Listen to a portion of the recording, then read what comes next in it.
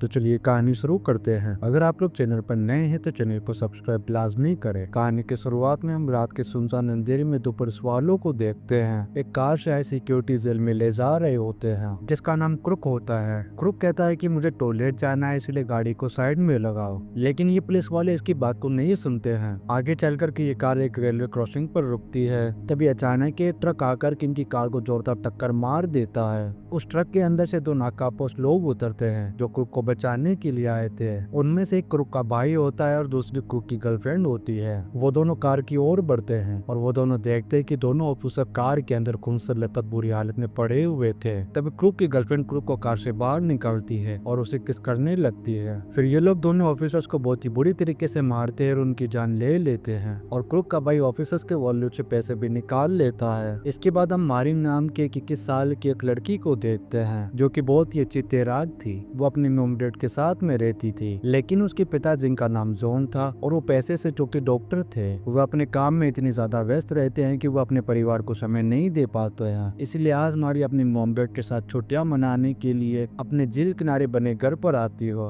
ये घर जंगल के पास एक सुनसान एरिया में बना हुआ था। ये लोग घर में सामान रख कर के आराम करने लगते हैं। मारी का एक बड़ा भाई भी था जिसके पिछले साल मौत हो गई थी, पर उसके मॉम डैड अब तक उसकी मौत से उबर नहीं पाए थे और मारी भी उसे बहुत ज्यादा याद करती थी। मारी अपने गेस्ट हाउस में जाती है जो कि उनके घर के ठीक पीछे बना हुआ था। वो अपने भाई को याद करते हुए एक लॉकेट पहनती जो कि उसके भाई ने दिया था। फिर मारी अपनी माँ के पास जाकर के उनसे कहती है कि मुझे अपने दोस्त से मिलने के लिए जाना है, तो क्या मैं कार लेकर के जा सकती हूँ। लेकिन मारी की माँ उसे कार ले जाने से मना कर देती है। तभी उसके पिता उसे इजाजत दे देते हैं जिससे मारी बहुत ही ज्यादा खुश हो जाती है और कार लेकर के शहर की तरफ आ जाती है। वो एक स्टोर में जाती है जहाँ उसकी दोस्त काम किया करती है। ये दोनों मिलकर के नशे मंदित होने के प्लान के बारे में बात करने लगते हैं। तभी इनकी बातें स्टोर में सामान ले रहा एक लड़का सुन लेता है जिसका नाम जस्टिन होता है। वो सामान लेने के बाद मारी के दोस्त से सिगरेट मांगता है, लेकिन ज्यादा उम्र न होने की वजह से वो उसे मना कर देती है। तभी जस्टिन कहता है कि मेरे पास फीड है जिसे मैं तुम्हें सिगरेट के बदले दे सकता हूँ। ये सुनकर के मारी की दोस्त मान जाती है। इसके बाद जस्टिन उन्हें होटल लेकर के जाता है जहाँ पर वो रह रहा था। जस्टिन मारी की दोस्त को लेकर के होटल के कमरे में वीड लेने के लिए चला जाता है, जबकि मारी गाड़ी में बैठकर के अपनी दोस्त के आने का इंतजार करने लगती है। काफी देर हो जाने के बावजूद भी जब उसकी दोस्त नहीं आती है तो वो जस्टिन के होटल वाले कमरे में चली जाती है। वो देखती है कि जस्टिन और उसके दोस्त नशे में धुत हो चुके हैं। मारी की दोस्त मारी को भी यहाँ पर बैठने के लिए कहती है और फिर उसे भी नशा करने को कहती है। मारी वहाँ से जाना चाहती थी, लेकिन वो अपने दोस्त की बात मान करके नशा करने लगती है। तभी उसकी माँ का कॉल आता है। वो पूछती है कि तुम कब तक आओगी। इस पर मारी कहती है कि मैं आज अपने दोस्त के घर पर ही रुकूंगी। इतना सुनते ही मारी की माँ नाराज हो जाती है और उसे चेतावनी देती है कि आज तूफान आने वाला है, पर मारी उसकी बात नहीं मानती और फोन को कट कर देती है। अब मारी जस्टिन से उसके परिवार के बारे में पूछने लगती है। तब जस्टिन कहता है कि मैं अपने पिता और चाचा के साथ रहता हूँ और मेरी माँ मर चुकी है। देखने में जस्टिन काफी भोला भाला है, इसलिए मारी और जस्टिन के दोस्त उसे नया लुक देने लगती है। तभी कमरे में क्रुक और उसका भाई और उसकी गर्लफ्रेंड आ जाते हैं और ये वही खतरनाक लोग होते हैं जिन्होंने पुलिस ऑफिसर्स को मारा था। क्रुक जस्टिन का पिता होता है और वो लड़कियों को कमरे में देख करके बहुत ही ज्यादा गुस्सा हो जाता है और फिर क्रुक जस्टिन से कहता है कि हमारे पीछे पुलिस पड़ी हुई है और तुम यहाँ लेकर के मजे कर रहे हो। वो उसे डांटते हुए कहता है कि मैंने तुम्हें होटल के कमरे में किसी को बुलाने से मना किया था। तभी जस्टिन क्रुक से कहता है कि मुझे नहीं पता था कि तुम इतनी जल्दी वापस आ जाओगे। क्रुक गुस्से में आकर के जस्टिन के पेट पर एक मुक्का मार देता है। फिर वो लड़कियों को देखने लगता है और सोचने लगता है कि अब इनके साथ में क्या किया जाए। मारी और उसकी दोस्त काफी ज्यादा डर जाती है और गिड़गिड़ा करके कहती है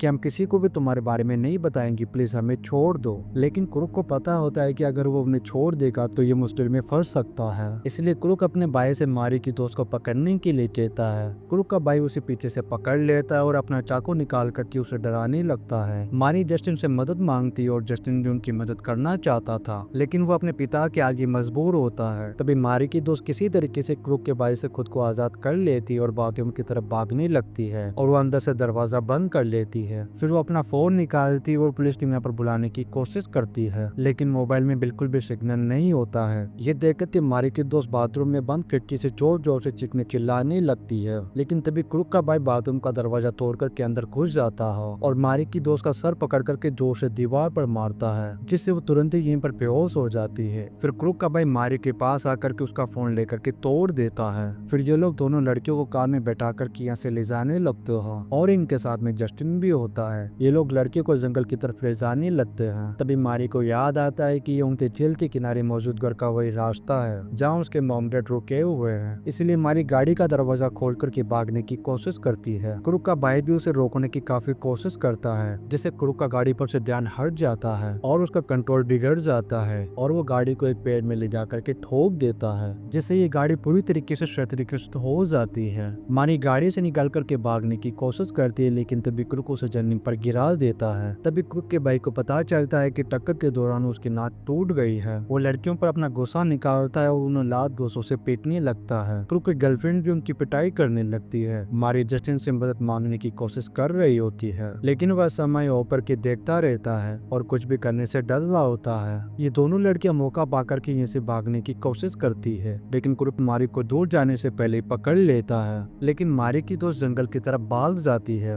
क्रूक का भाई भी उसे पकड़ने के लिए जंगल में उसके पीछे आ जाता है। तभी मारी की दोस्त भागते हुए फैक्ट्री के पास पहुंच जाती है और वह काम कर रहे लोगों से मदद मांगने लगती है, लेकिन मशीनों की तेज आवाज के कारण वो उसे सुन नहीं पाते हैं। वो जोर जोर से चिल्ला करके उनके पास जाने की कोशिश करती है, पर इतने में क्रूक की गर्लफ्रेंड आकर के उसे पकड़ लेती है। तभी मारी की दोस्त फिर से खुद को छुड़ा करके भागने की कोशिश करती है, लेकिन क्रूक का भाई वहाँ भी आकर के उसे पकड़ लेता है और वो अपनी बंदूक निकाल लेता है और उसे मारने के लिए उसके ऊपर पॉइंट कर देता है, लेकिन क्रूक की गर्लफ्रेंड उसे ऐसा करने से रोक देती है। क्रूक की गर्लफ्रेंड उसके शर्ट को फाड़ करके उसके दोनों हाथों को बांध देती है और फिर उसे क्रूक के पास लेकर के आती है और उसे जमीन पर लेटा देती है। तभी क्रूक जस्टिन से कहता है कि तुम्हारा मर्द बनने का समय आ गया है और वो उससे पूछने लगता है कि तुम्हें इनमें से कौन सी लड़की चाहिए, लेकिन जस्टिन मना कर देता है। पर क्रूक उसे पकड़ लेता है और वो उसे मारी को छूने के लिए मजबूर करता है, पर जस्टिन ऐसा करना नहीं चाहता था। मारी की दोस्त क्रूक को भला बुरा कहने लगती है, जिससे उसे गुस्सा आ जाता है। वो मारी की दोस्त के पास आता है और उसे जमीन से उठा करके उसके पेट में कई बार चाकू घोंप देता है और उसे तड़प तड़प करके मरने के लिए छोड़ देता है। इसके बाद क्रूक मारी के पास जाता है और उसे मारने पीटने लगता है, उसे जमीन पर पटक देता है और फिर उसके साथ में गलत काम करता है। मारी कुछ देर के बाद देखती है कि उसकी दोस्त मर चुकी है और फिर क्रूक मारी का लॉकेट निकाल करके फेंक देता है, जिसे जस्टिन उठा करके अपने जेब में रख लेता है। मारी के साथ इतना सब कुछ करने के बावजूद भी वो लोग एक पल के लिए पछताते नहीं हैं। यहाँ मारी खुद को संभालने लगती है, क्योंकि उसे पता होता है कि उसी में से बच करके भागना होगा। इसलिए वो मौका देख करके एक पत्थर उठाती है और क्रूक के सर पर वार करके यहाँ से भाग जाती है। वो लोग उसे गोली मारने की कोशिश करते हैं, लेकिन इनका निशाना चूक जाता है। तभी वो लोग उसका पीछा करने लगते हैं और मारी भागते हुए अपने गेस्ट हाउस के पास पहुंच जाती है। वो गेस्ट हाउस तक पहुंचने के लिए झील में कूद जाती है और तैर करके जाने लगती है। क्रूक का भाई उसके ऊपर अंधाधुंध गोलियां चलाता रहता है, लेकिन इससे पहले कि वो किनारे तक तैर करके पहुंच पाती, मारी की पीठ पर एक गोली लग जाती है, जिससे उसकी पीठ से खून बहने लगता है और वो वहीं पानी में बेहोश हो जाती है। उन्हें लगता है कि वो जल्दी मर जाएगी। तभी यहाँ पर बारिश भी होने लगती है, इसीलिए वो लोग यहाँ से चले जाते हैं। इन लोगों की गाड़ी भी खराब हो गई थी और क्रूक के बाइक की नाक पर चोट लगी हुई थी,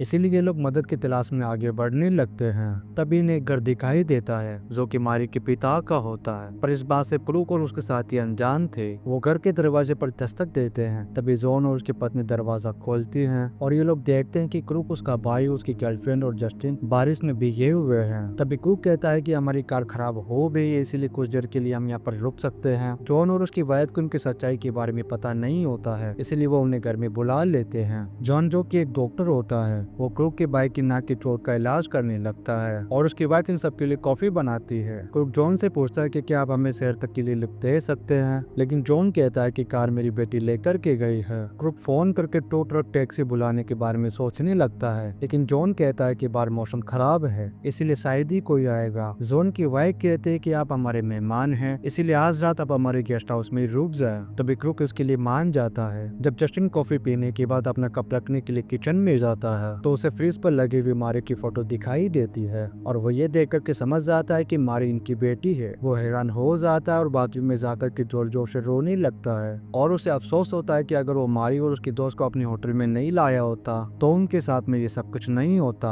जस्टिन को डर होता है कि अगर उसने जॉन को उनकी पत्नी को सच बता दिया तो उसके पिता उन्हें भी मार डालेंगे, इसलिए वो बाथरूम से निकल करके कॉफी के कप के पास मारी के लॉकेट को रख देता है। तभी यहाँ लाइट चली जाती है। जॉन की पत्नी क्रूक और बाकी लोगों को लेकर के गेस्ट हाउस में चली जाती है, जो उनके घर के सामने ही था। वो उन्हें छोड़कर के अपने घर लौट आती है। अब जॉन और उसकी वाइफ सोने के लिए जाने ही वाले होते हैं, तभी उन्हें घर के बाहर एक अजीब सी आवाज सुनाई देती है। जॉन बाहर जाकर के देखता है तो उसे मारी जख्मी हालत में मिलती है। ये लोग ये देख करके हैरान रह जाते हैं। वह उसे उठा करके जल्दी से घर के अंदर ले जाते हैं। तभी जॉन देखता है कि उसे गोली लगी हुई है। तब वो अपनी पत्नी को किचन से जरूरी सामान लाने के लिए कहता है। जब जॉन की वाइफ किचन में जाती है तो उसे जस्टिन के कॉफी कप के पास मारी का लॉकेट मिलता है, जिससे इसे समझ आ जाता है कि जिन्हें ये मेहमान समझ रही होती है। उन्होंने ही उसकी बेटी का ये हाल किया है, क्योंकि उसे अच्छे से याद है जब मारी घर से बाहर निकली थी तब उसके गले में ये लॉकेट था। मतलब कि क्रूकुरुस के लोगों ने मारी का ये हाल करके उससे ये लॉकेट छीन लिया था। अब वो रोते हुए जॉन को बताती कि क्रूकुरुस के साथियों ने हमारी बेटी का ये हाल किया है। ये सुनकर के जॉन को गहरा सदमा लगता है और वो गुस्से से भर जाता है। मारी की हालत इस वक्त बहुत ही ज्यादा गंभीर थी, इसलिए उसे अस्पताल ले जाना भी जरूरी था, लेकिन उनके पास अभी कोई भी कार नहीं थी और क्रूकुरुस के लोग अभी गेस्ट हाउस में थे। जॉन अपनी वाइफ से बोट की चाबी मांगता है और फिर बोट को पानी में उतार देता है। अब वो लोग बोट लेकर के जाते हैं। इससे पहले वो अपनी बेटी मारी का ये हाल करने के लिए क्रूक और उसके साथियों से बदला लेने का फैसला करते हैं। इसलिए अब जॉन हथियार ढूंढने लगता है। इधर क्रूक और उसके गर्लफ्रेंड सो रहे होते हैं। तभी जस्टिन छुप करके उनके कमरे में घुस जाता है और टेबल पर रखी क्रूक की बंदूक को उठा लेता है। उधर जॉन की पत्नी किचन में चाकू लेने के लिए जाती है। तभी अचानक से क्रूक का भाई उसे पीछे दिखाई देता है। वो उसे देख करके बहुत ही ज्यादा डर जाती है। क्रूक के भाई को कुछ भी एहसास ना हो, इसीलिए वो उसे पीने के लिए शराब दे देती है। जब क्रूक का भाई शराब पीते हुए दूसरे कमरे में जाता है तो वो देखता है कि मारी चिमनी के सामने सुकुड़ी भी बैठी हुई है। वो उसे देख करके तुरंत ही पहचान लेता है। तभी जॉन की वाइफ पीछे से आकर के उसके सर पर शराब की बोतल मार देती है। गुस्से में आकर के क्रूक का भाई भी उसके ऊपर हमला कर देता है, लेकिन जॉन की वाइफ किचन से चाकू लेकर के उसके सीने में घोंप देती है। लेकिन क्रूक का भाई जॉन की वाइफ को पकड़ लेता है और उसे मारने लगता है। तभी जॉन आता है और वो क्रूक के भाई से लड़ने लगता है। जॉन अब उसे बहुत ही बुरी तरीके से मारता है और उसका सर पानी से बड़े सिंक में डुबो देता है। क्रूक का भाई ने से भागने की कोशिश करता है, पर जॉन एक बड़े हथौड़े से अपना पूरा दम लगा करके उसके सर पर वार कर देता है, जिससे उसकी तुरंत ही यहीं पर मौत हो जाती है। जॉन और उसकी वाइफ हथियार लेकर के गेस्ट हाउस में चले आते हैं और वो देखते हैं कि क्रूक और उसकी गर्लफ्रेंड बिस्तर पर सो रहे हैं और जस्टिन पास ही में बंदूक लिए हुए बैठा हुआ था। जस्टिन बंदूक उठा करके जॉन को दे देता है। जॉन चुपचाप वो बंदूक ले लेता है, लेकिन जैसे ही वो पिस्तौल को कॉक करता है तभी क्रूक की गर्लफ्रेंड की आंख खुल जाती है। जॉन तुरंत ही उसके ऊपर गोली चला देता है, जो कि उसकी गर्दन को छू करके निकल जाती है और उसकी गर्दन से खून बहने लगता है, लेकिन वो उठ करके बचने की कोशिश करती है। गोली की आवाज से क्रूक भी जाग जाता है। जॉन उसे भी गोली से मारने की कोशिश करता है, लेकिन क्रूक खिड़की से कूद करके घर की ओर भाग जाता है। क्रूक की गर्लफ्रेंड डर करके बाथरूम में छुप जाती है। जब जॉन उसे पकड़ने के लिए अंदर जाता है तभी वो एक डंडे से उसके ऊपर हमला कर देती है, जिससे बंदूक जॉन के हाथ से छूट करके नीचे गिर जाती है। जस्टिन जॉन की मदद करने की कोशिश करता है, लेकिन क्रूक की गर्लफ्रेंड उसे भी मार करके गिरा देती है। तभी जॉन की वाइफ गिरी हुई बंदूक को उठा लेती है और क्रूक की गर्लफ्रेंड को गोली से मार देती है, जिससे तुरंत ही उसकी मौत हो जाती है। अब जॉन क्रूक को मारने के लिए घर की ओर जाता है। वही क्रूक घर के अंदर अपने भाई की लाश देख करके गुस्से से पागल हो जाता है। उसे बिल्कुल भी समझ नहीं आता है कि जॉन और उसकी वाइफ ने मेरे भाई को आके क्यों मारा। क्रूक को घर में मारी नहीं दिखाई देती है, क्योंकि जॉन और उसकी पत्नी उसको पहले ही बोट में लग चुके होते हैं। इसी दौरान क्रूक को जॉन का वॉलेट मिलता है, जिससे से पता चलता है कि मारी जॉन की बेटी है। अब क्रूक जॉन से बदला लेने के लिए तैयार हो जाता है और जॉन भी घर के अंदर आ जाता है।